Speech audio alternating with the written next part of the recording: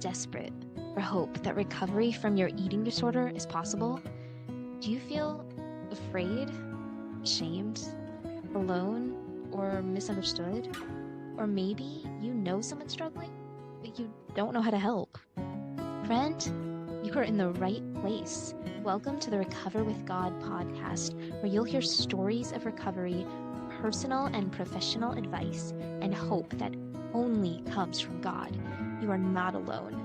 You are understood. And God is here right now to walk this journey with you.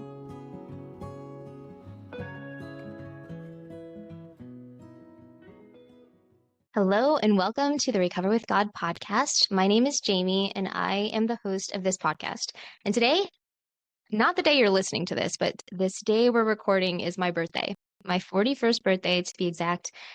And after recovering from bulimia almost 8 years ago, I decided to treat every day as a gift, every day of life. And that means every new year of life is a gift, especially as we get older. So I'm embracing 41 and I am delighted to spend part of this day with my guest, Liesel Maddox, a registered dietitian nutritionist who specializes in eating disorder, nutrition treatment, intuitive eating, and food freedom through online coaching. She's also a believer who recovered from her own battle with an eating disorder, and she's now passionate to help other Christian women who are struggling. I'll stop there so Liesel can tell you the rest. Hey, Liesel, I also appreciate you chatting with me today to share what's on your heart. Yeah, I'm really excited to be here and just get to share some of my story and kind of some of my background, what I have been passionate about and learning about in the eating disorder field as a professional now too. Yeah, it's one of the reasons why I reached out to you and said, I really want you as a guest on this podcast because I love what you're doing and how you're helping women with the faith-based approach. And so thank you for taking the time. Yeah, thank you. Of course. All right. So if you've been listening for any number of episodes, I asked the question about zeal. Zeal is one of my favorite words, and it goes to just living every day as a gift. So my own definition of this word is living with a passionate pursuit of a purpose.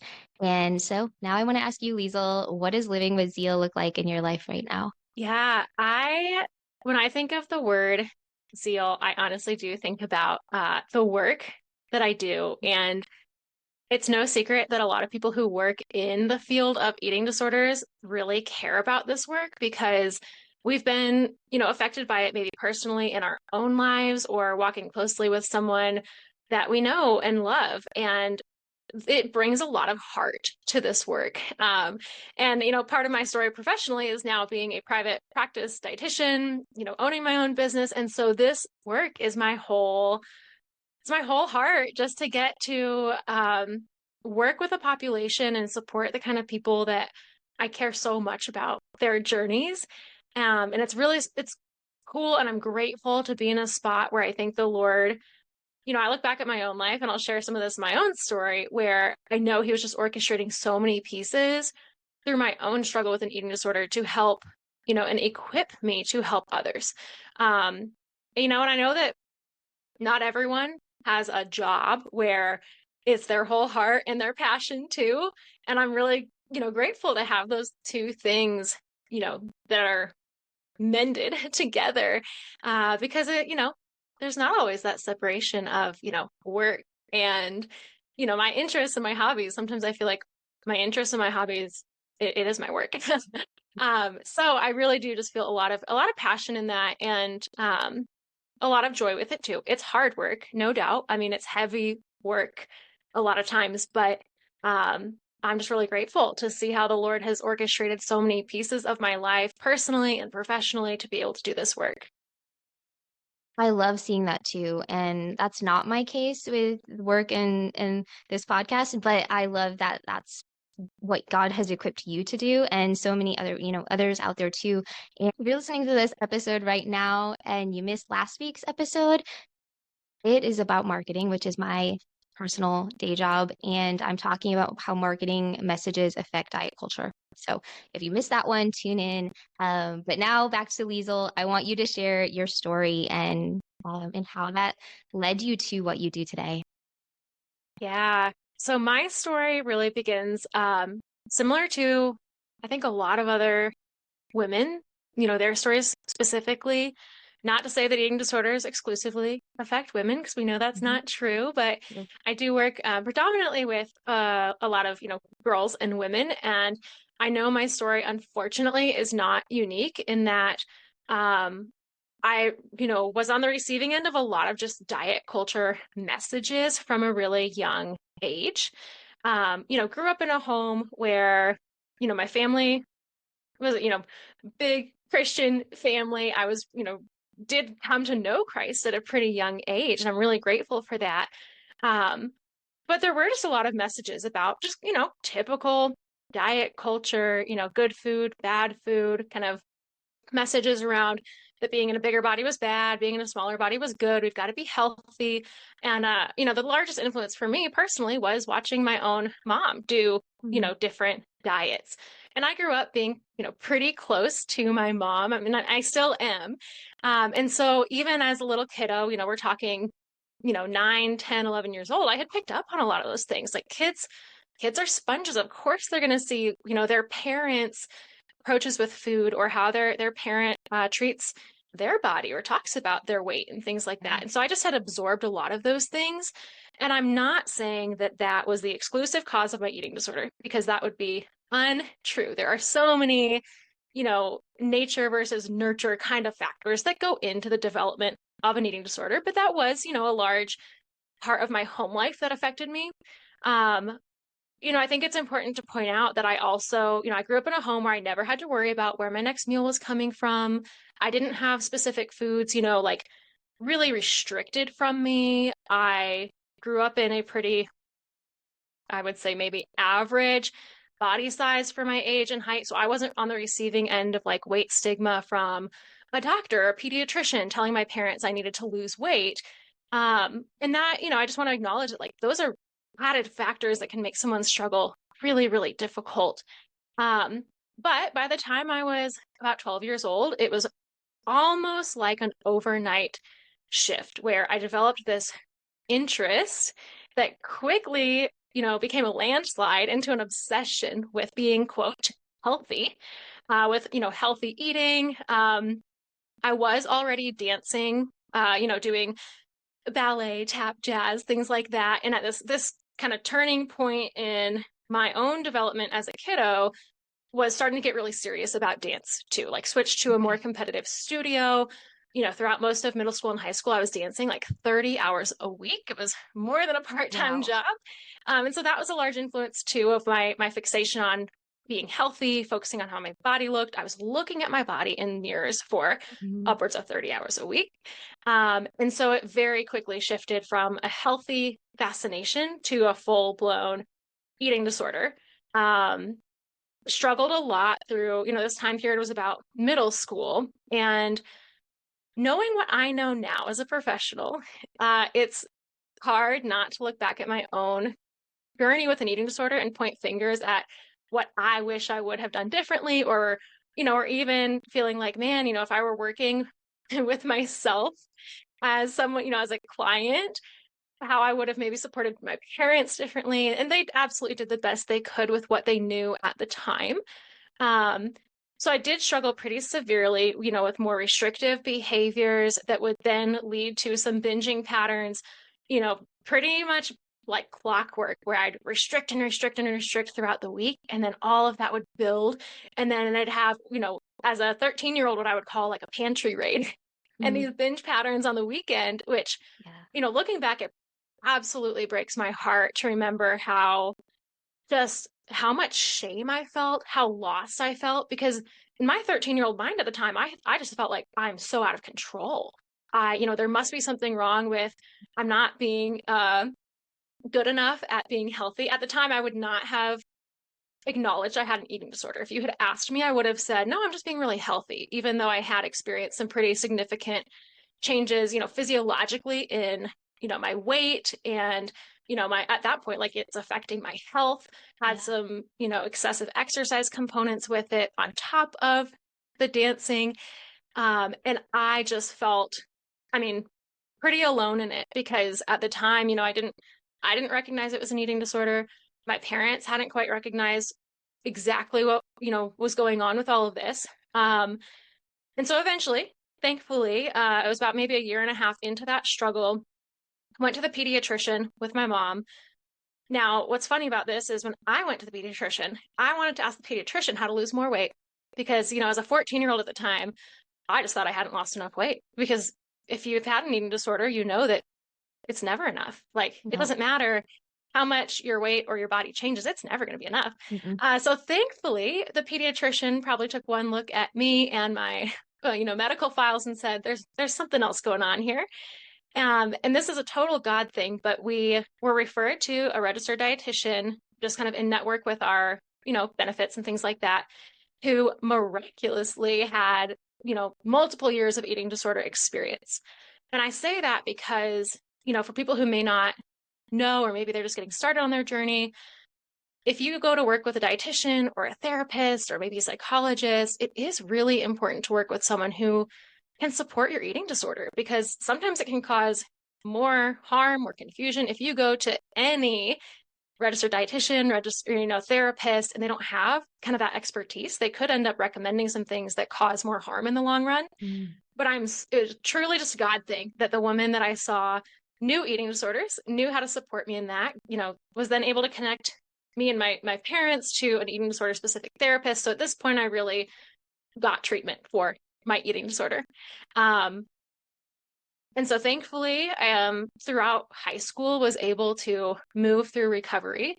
My journey was, a slow but sure process of giving up those disordered eating patterns. And, again, looking back now with the perspective I have as an eating disorder dietitian, I see how I think in high school, I traded a lot of like my eating disorder patterns for, some disordered eating that was, quote, better than being really active in the eating disorder, but it wasn't like full healing with food and the freedom, with all foods or with exercise and things like that. And so I think the Lord really did just a slow and steady work in my life and in my heart to pull me away from those things throughout high school and even early college of things that I realized I'm still holding on to control in these ways.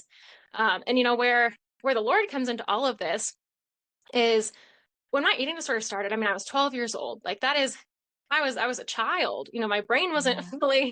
was very far from fully developed. My Mm-hmm. body was far from fully developed. So I would say I knew I had accepted Christ. I knew the Lord in that way. However, through my struggle, the eating disorder, I think just really blocked, like prevented me from growing deeper with the Lord. And as someone who I can definitely say I'm very much, type A personality, Enneagram 3, if you know what that means, I Mm-hmm. was always good at following rules. I was always good at being very disciplined. And so I would get up every day and I would do my quiet time. I'd read my Bible. I'd go to church and youth group every week.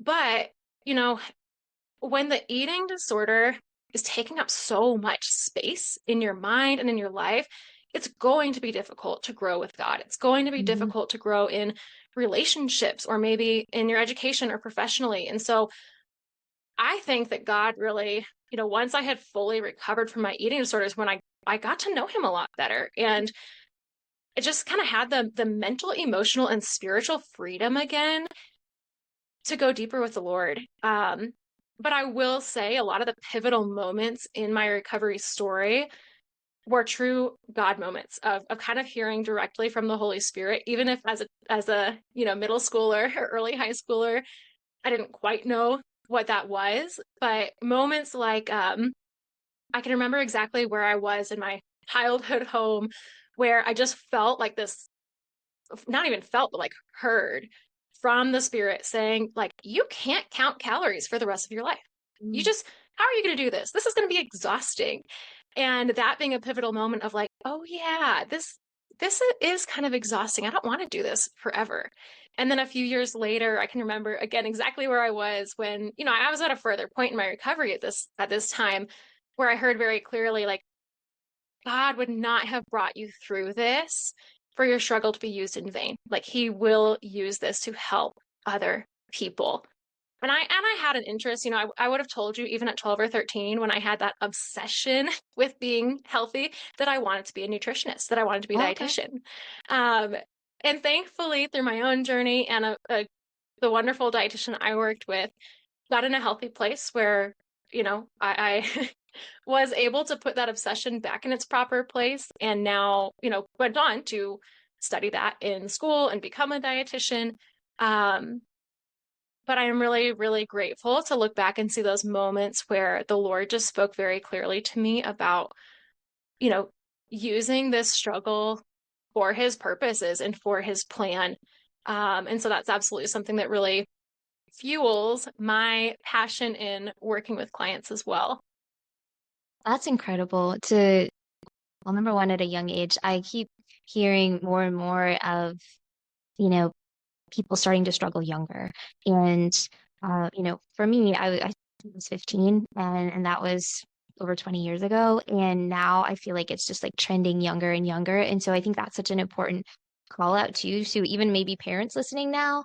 With younger children, that it can start at such an early age to just have an awareness of the messages that are being put out there, and they can come from sorts of different places now with the internet, TV, magazines, whatever, whatever's available. So I think that's just kind of important to note that, it can be very young, very, very young. And in dance culture too, like my best friend growing up was a dancer, and I know there's a lot of pressure there. I don't know if you specifically felt a lot of pressure, but I know that can be for sure a factor. Or, I was a cheerleader in high school, and I remember thinking, I've got to look good in this uniform. Like it shows that, it doesn't leave very much to cover you up. And so just wanting to have that certain body type to fit the character, that you're playing, or the sport that you're in, and sports in general. So I think it's really important to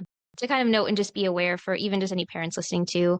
And if you are listening and that's kind of you resonate with that story of starting at such a young age and being in a sport or something like that, where maybe that was part of the catalyst of it. That's you're not alone. You're not alone. I love the way you described how you heard from the Holy Spirit, because I think sometimes it can seem like such a daunting thing when people say like listening for God's voice or hearing God speak, and you think, well, what does that sound like? What does that feel like? And it's it's audible, but there are these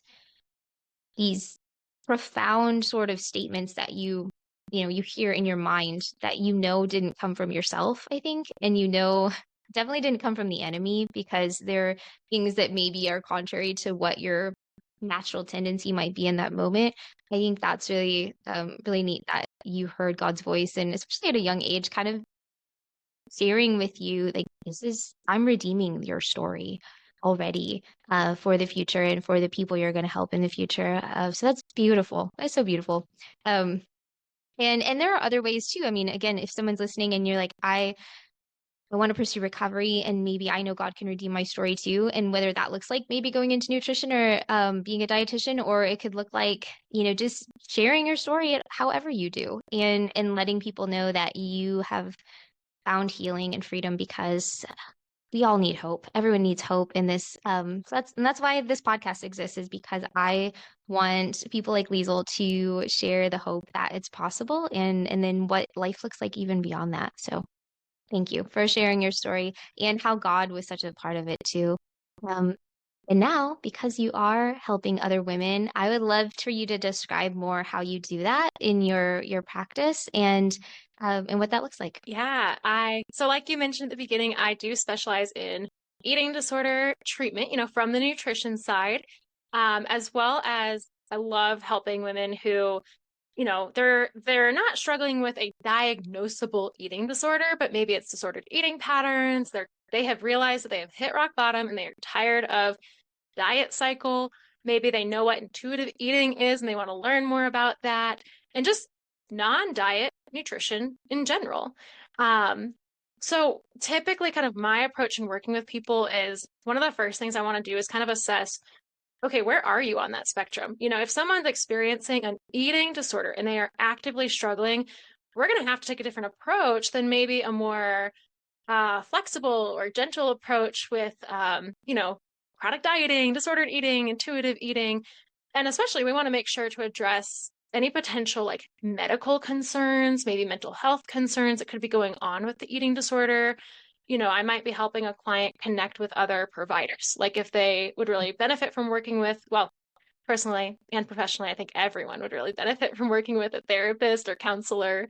But maybe we need to check in with their medical doctor. We might be recommending that some labs get run so we can see what's Mm. going on internally. We might be looking at your heart or, other diagnoses that are happening. And to be honest, one of the most important like first steps in my job working with eating disorders is evaluating, hey, is outpatient care where we meet just once a week or maybe every other week once someone is further along for an hour, and I do predominantly, telehealth work right now, is that going to be enough support? Or do you need some more support from maybe a more structured, like eating disorder treatment center environment, just because they have different resources and approaches when they can help people who need some more support at the time. And so an important part of my job is helping to guide the client or families in making those recommendations. If we're saying, hey, to be honest with you, seeing each other once a week right now is not going to be enough support right now. Or if there's some pretty intense medical things happening, maybe mental health things happening, we've got to go work on that first before you're ready to really, keep moving forward at home. And I would say that's probably that's a smaller portion of the clients that I see. Not everyone, the majority are not needing to go that route, but it's common that people might need to, or that oftentimes I will work with clients who have gone to treatment for their eating disorder. And now they've come back home and they need support from a dietitian and a Okay. therapist long term. Mm-hmm. So that's a fun part of, well, a fun and hard and important part of my job in guiding those clients and families. Um, and then, really, kind of my overall approach, if you're listening to this, these might be terms that are familiar to you, but I use what we call kind of an all foods fit approach, meaning as a dietitian, I'm not going to encourage you to restrict or cut out whole foods or food groups that are not completely medically necessary. For example, if you have a peanut allergy, then you just can't be eating peanuts. It's No. just as clear as that. Using, that all foods fit approach, and I do like to interweave intuitive eating principles with my clients. Now, some clients, we are doing that in a very structured way. I've got a group coaching program where it's completely structured around intuitive eating for Christians. And, how does this really look different maybe for us? Or what does the Bible have to say about this? How does food freedom totally believe like align with God's good design for our bodies and food? And then with eating disorder clients, it's a little bit more gradual with intuitive eating because sometimes we might need to really take a more structured approach up front to help make sure someone's getting the nutrients that they need. We're making sure that we're trying to reach certain goals in maybe getting to and staying within a healthy weight range. We need some structure to be able to do that. And then eventually we can incorporate some more of that intuitive eating into the mix as well. I think, again, a great point to share. When I recovered, I think sometimes there's this fear, at least I know I had the fear that once I chose recovery, I not only had to recover immediately, but also had to be completely recovered with like, fear foods and my body image. And it's such a process, right? I mean, and you kind of were speaking to that already, but just how the decision to recover still has a lot of steps to it, and that those don't all have to be addressed simultaneously, and it's going to look different for everyone. So I'm sure you probably have different clients in different areas of thinking through body image, and like I know for me, for example, like just once I recovered, once I stopped binging and purging, which was step one, I was gradually trying to reintroduce those fear foods, and it took a while. And then the body image was also a whole other step. So I think that's really important to share. And thank you for, and if you want to elaborate anything more on that, feel free. But I just think that I just wanted to note for anyone listening now who's like, it just seems so daunting to have to do everything all at once. You don't have to do everything all at once. Yeah, it is such a process. And I try to, Mm-hmm. really encourage my clients in that, whether they're in, eating disorder recovery or even like getting out of chronic dieting, they haven't struggled with a full-blown eating disorder, that this stuff does really take time. And if it took years to develop, the eating disorder or years of living in diet culture, we can expect that it might take years to unlearn the diet culture stuff or to really break free from like kind of like the grasp of the eating disorder where it can just get really sneaky, right? Like we might Yep. be able to identify, okay, like really got to stop, like you said, like binging and purging, but those food fears or like false beliefs about food, and especially the body image component, it Hmm. will take longer to heal. Yeah. And we expect that. And, one thing I thought about as you were sharing is just how important it is to not be in this journey alone, because it will feel so much more daunting and overwhelming if you're thinking about,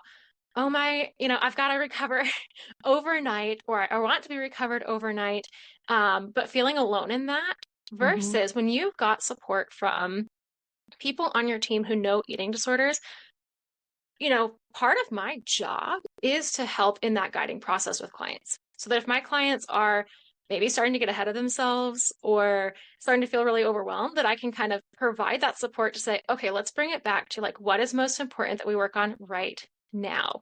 If someone's in the process of, we have to make sure you're eating enough, and maybe we're working on getting them, towards a healthy weight range, for their body type, or we're working on just like the basics right now, our priority is not, challenging all the fear foods or going to a restaurant that's really hard for you right now, because it would be really overwhelming to try to do everything all at once. And so we Yep. can kind of prioritize, you know, what can we work on right now? And then as you master that, then we keep moving forward and we challenge other things. And so I think one thing that is so important of having a treatment team, the dietitian, the therapist, checking with your doctor, is that part of their job is to help you in that journey so that you're not doing it alone, so that you're not feeling overwhelmed with, I have to heal, in this timeline in these ways, but not knowing where to go next. It's really part of your team's job to help guide you in where do you go next. And, I do want to be careful in saying, especially my job as a dietitian here,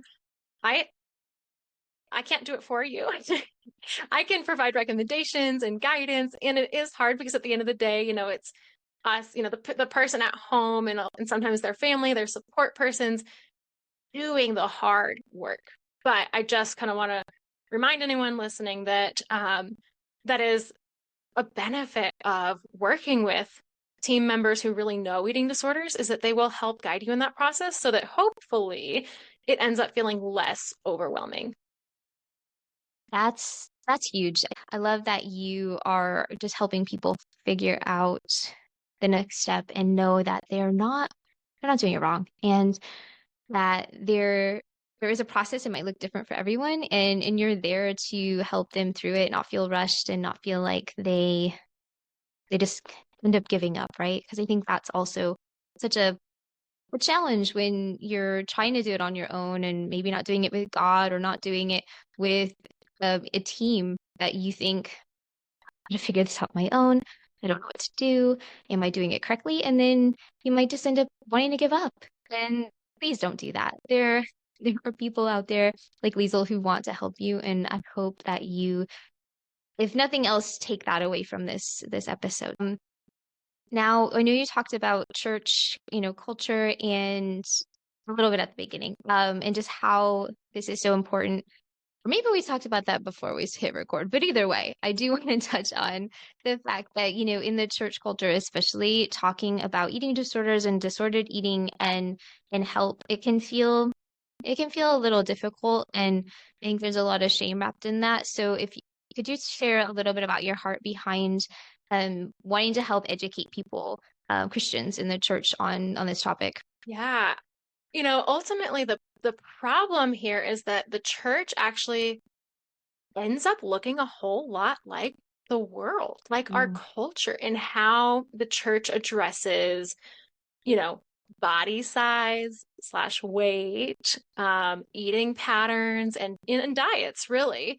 And that causes more harm in the big picture. And we can't talk about eating disorder awareness without talking about diet culture in general, because that's such a large influence on perpetuating eating disorders. And so I think it is important for Christians to recognize that even if someone is struggling with an eating disorder, let's say they do actually have, a diagnosis, or we know that's what they're struggling with, the person next to them who's going on diet after diet, there are a lot of commonalities in what they're struggling with and kind of the root cause of what they're struggling with. And so, I think for believers, it's important that we don't just talk about eating disorders / disordered eating, but that we also open up the conversation to a broader conversation around diet culture and how, as believers and kind of as the, capital C church, nationally here in the United States, maybe even globally, how are we looking a whole lot like our culture in the way that we maybe idolize thinness and the idea that losing weight or being in a smaller body is always better, always healthier, always more beautiful. That cultural belief that I'm not saying is true or that I believe, because I don't think that is true. I don't think that is helpful. But the more that we perpetuate that diet culture belief, the more people are going to struggle, with the chronic dieting, maybe disordered eating, and maybe full-blown eating disorders. And so, one thing I've become passionate about, professionally and how I work with clients and spreading, this awareness, but even personally, kind of what I'm looking out for in my own church life and community is where are these opportunities where we can bring some awareness to what diet culture is, how it really doesn't align with scripture or God's heart for us as human beings, his, even his design for food and the human body. And how can we, as friends, as, people in our church body, just start to bring in that conversation? I think if someone's listening and you want a few practical ways of maybe how you can do this, one way would be if you are sitting at church and in part of the sermon that day, the pastor makes some kind of like food or body related comment or joke, especially a self-deprecating joke about their own body size or their own eating patterns. It is appropriate to send a gentle and direct message, email, or maybe touch base with them in person saying, hey, like sharing your experience of maybe why hearing a comment like that is not helpful and offering a different perspective there. You could also do this in, smaller group conversation or even one-on-one with another believer if they're talking about how much they think they need to lose weight or the next diet they're doing, or you're picking up on some maybe disordered eating clues, and just gently bringing your own personal experience into the conversation with as much as you are comfortable sharing. You don't have to disclose your whole life story to everybody, but I think people are generally more receptive when we lead from a place of saying, can I tell you about my story? Can I tell you about what this has looked like for me personally? And taking this line from Leslie Schilling, because she says this all the time, and I think it is so helpful in thinking about how to approach conversations, especially in church contexts with diet, when diet culture comes up, is leading that by just saying, hey, can I offer a different perspective here? And for me, on a personal note here, I do not like confrontation. I am not someone who it is truly a challenge for me to step up to the call to speak the truth in love, because I oftentimes want to prioritize my own comfort more than having a hard conversation with someone. And so oftentimes I'll lead with the assumption that talking about diet culture or eating disorders, people might get defensive or, I don't want to hurt anyone's feelings and anything like that. But one thing that line from Leslie Schilling really has helped me with is that, hey, we can just be kind of open and curious about this by saying, can I offer a different perspective? And sharing but here's why diets don't work, or here's why, when we talk about food and our bodies and weight this way, why it can be difficult for someone struggling with an eating disorder. Just to start maybe getting the wheels turning in the overall, church conversation when it comes to bodies and eating and food, and how that can lead into a place of being able to talk about disordered eating and eating disorders more. That's great. I love the practical tips because I think sometimes you can say, let's do this, and then people leave and think, okay, but how does that really look in practice? And so I hope that helps listening. And I know I need that advice too because it's very hard for me. I host a podcast, but in personal conversations, it's a little bit more challenging sometimes. And like you said, you don't want to offend anyone. You don't want people to get defensive. And I think it's very easy as someone who used to have an eating disorder. I very much, if when I was thick into my struggle, when people brought up stuff to me that they thought was helpful, I was very defensive. And so I get it. It's true, but coming at it from such a place of love and maybe curiosity and just hopefully being able to have those peaceful conversations where people can ask questions and just think through it a different way and not feel like fingers are being pointed or that they're being attacked in any way. I think that goes a long way in being able to start those conversations and so needed so needed in Christian culture. And you hear it everywhere. And it's not just with Christian friends or non-Christian friends. I feel like just everyone with women, especially, and men too, are very critical of our own bodies and how we treat them. So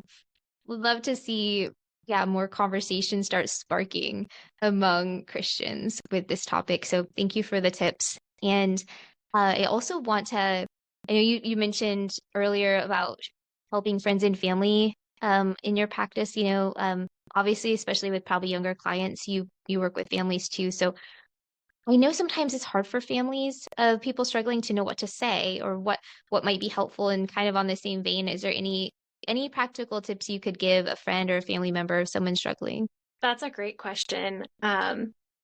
One thing that I definitely recommend to, families supporting maybe their child or an adult child with an eating disorder, Mhm. or, let's say it's a friend or a spouse, um, I would recommend try to keep all food and body talk to a minimum, if not eliminate it completely.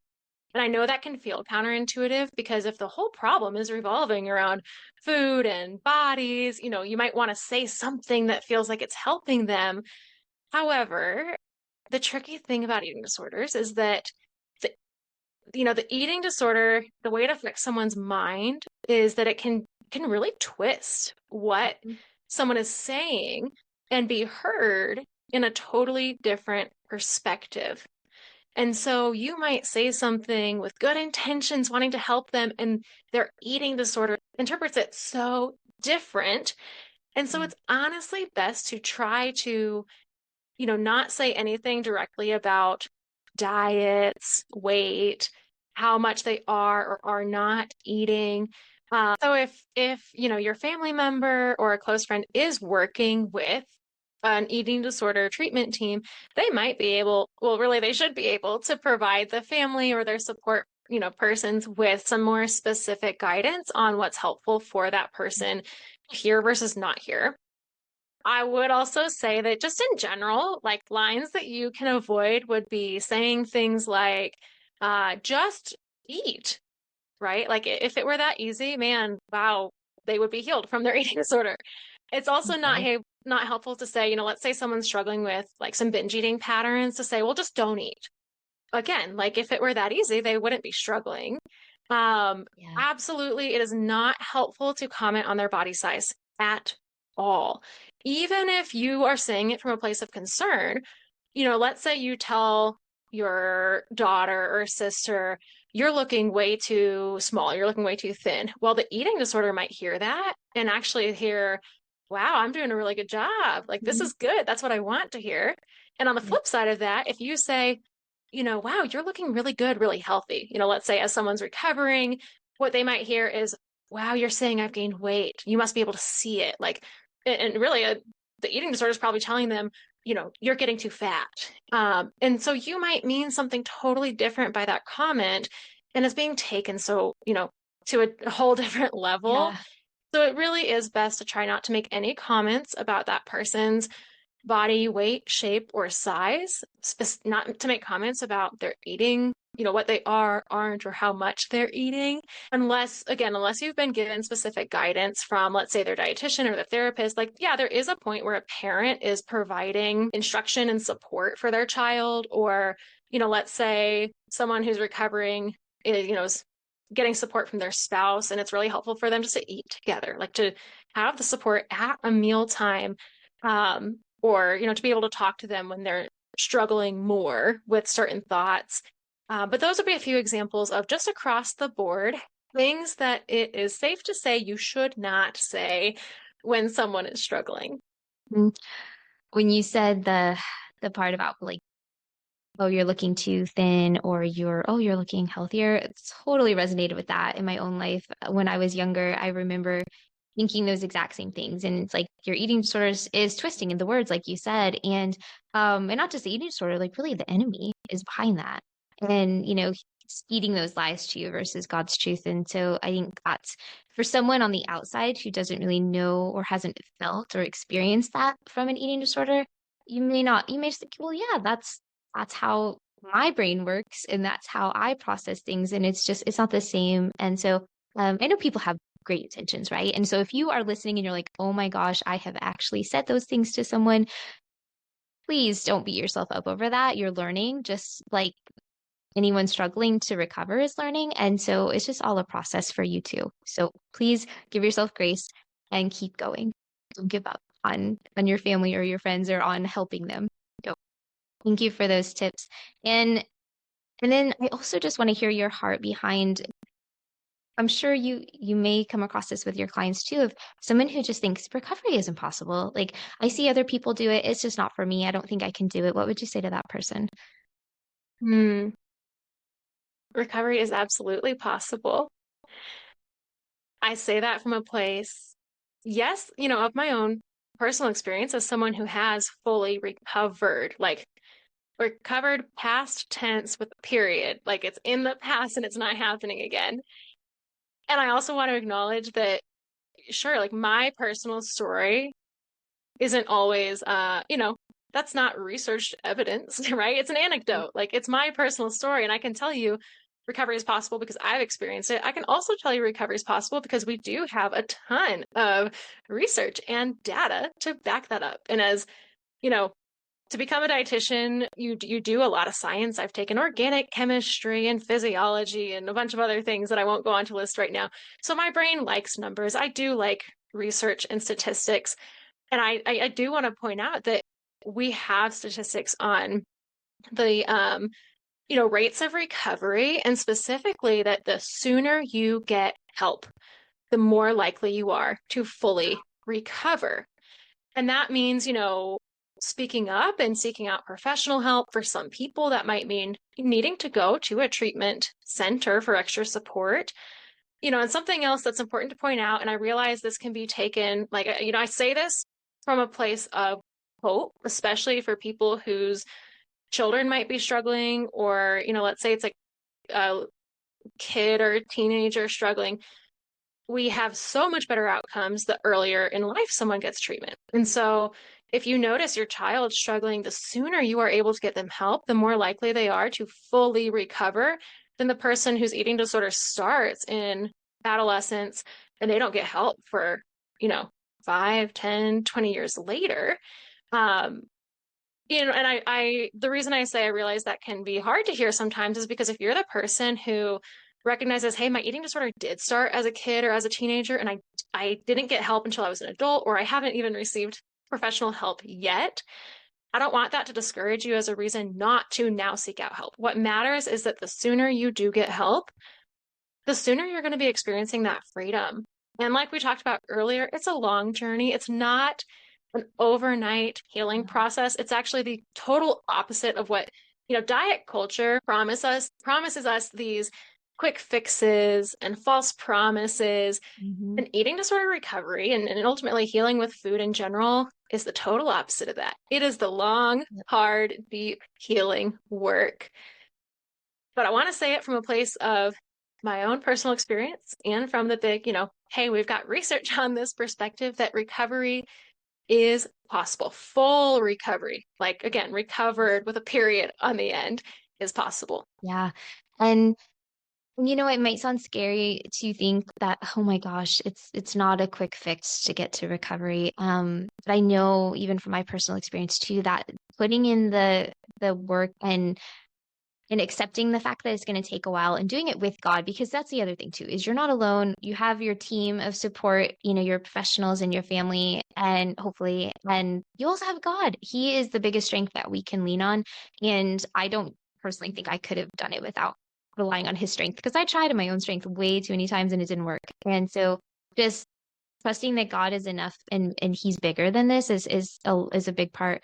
Something I want to share. And then also just believing that the longer it takes to recover, it doesn't mean you're failing. And it actually helps to establish a foundation for your after the period recovery, right? Like being able to live in the freedom that you and I are able to do now. It takes the hard work, because then that you've got the habits and the reflexes to deal with those.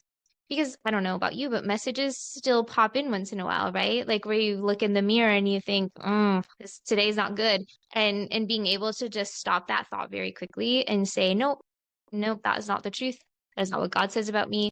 I know how far I've come. I'm not going back to that. Like being able to do that within seconds only happens because you put the long haul work in to recovery. It's not going to happen overnight. But then once you've done that, you're able to live a life where you can walk away from those thoughts so quickly and not even give it a second thought after you've done it. So I hope that encourages anyone who's like, it seems so daunting to start right now from scratch. And it's so worth it. It is so worth being able to live in freedom and being able to just enjoy life, enjoy food, enjoy making memories and moments and just living, just living. So I think those are all great tips. And now I would love to open it up to you and to share more about any resources you have, any ways people can work with you, or any final thoughts that we didn't touch on. Yeah, so you can find me in general, you can find me on Instagram at dietitian.liesel, which is Liesel. My website is lieselmaddoxnutrition.com. There's a link on Instagram, though, that's probably easier to follow. And I do try to get some blog posts out there, just, sharing my thoughts and my heart on eating disorders, diet culture, nutrition in general. And when it comes to, working with clients, I do provide individualized nutrition counseling. So either working one-on-one with an adult, or if I'm working with a teenager or a kid, there's absolutely going to be a lot of involvement with parents, because that's such an integral part of helping a child or adolescent recover. And so I do really value that family work dynamic. So I do those individualized nutrition counseling sessions with clients. Right now, like I mentioned earlier, it is solely telehealth. I live in Colorado, but I am able to see clients in some different states for that.